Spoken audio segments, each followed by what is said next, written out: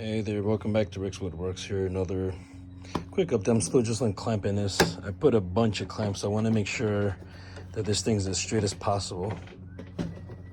So I clamped it everywhere I could get a good spot. I clamped it down on.